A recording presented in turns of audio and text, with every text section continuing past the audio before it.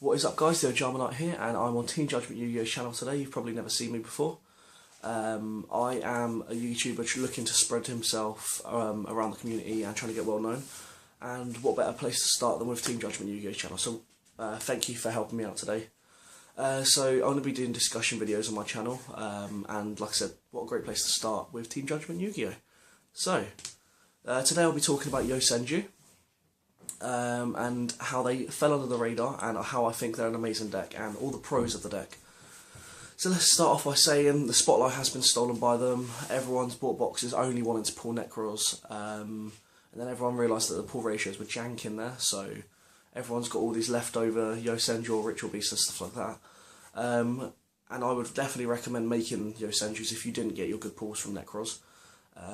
One of the things I'm actually going to say about Yosenjuuu is they're pretty much an anti-Necros deck. And I'm going to tell you why. So, let's start off with, they have the ability to main deck floodgates. So, for example, stuff like Vanity's Emptiness, Macrocosmos, D-Fissure, and it will not affect the deck whatsoever. So, if any of you don't know what Yosenjuuu do, is they normal summon, they're pretty much like Thunder Family, so normal summon 1, normal summon 2, normal summon 3, and they just spam with normal summons, and they have the ability to bounce stuff, search stuff with the actual monsters they've normal summoned. So it's amazing. So yeah, main deck and floodgates. They also have the ability to OTK. So I'm not really going to go into detail about the OTK, but the fact that they can OTK makes them a really good contender for higher up in the tier list. Then they have the ability to use Pot of Duality at 3 in the deck, which makes the deck consistent. But also, like when you Pot of Duality, people normally feel a bit safe when you Pot of Duality because they're like, okay, no special summons this turn.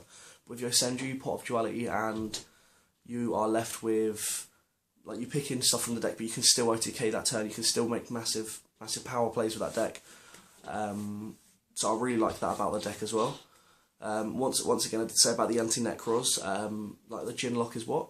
It has, like, the Jinlock does nothing. So if your opponent turn 1 Jinlocks you, okay, they don't know what you're playing against. Like, it's game 1. You just, like, you can get over the Jinlock so easily because you don't need to special summon to get over it.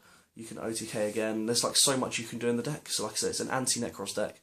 The ability that it has, pretty much it has its own gateway of the 6 in the fact of Yosen Training Ground. So it lets you search stuff each time stuff is summoned by removing counters, which is amazing.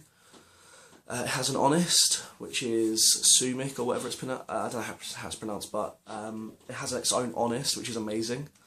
And it also has its own Solemn Judgment, which is amazing as well. Obviously, they're a bit like watered down versions of each, but the deck has pretty much a Gateway, an Honest, and a Solemn Judgment, which makes it amazing.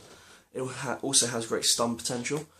You can main deck stuff like Fossil Diner and Thunder King. Like, yeah, the deck does a lot of searching, but that's when you get your searches off, then summon the Thunder King. It has the ability to main deck a lot of anti-meta stuff, which are, for the reason I think it's one of the best anti-meta decks that we've seen in a while. And then the final thing to say about it is a budget deck.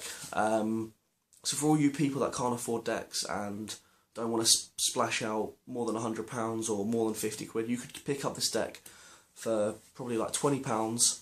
Extra deck, you don't need the extra deck for the deck to run, so you could pick up everything dirt cheap.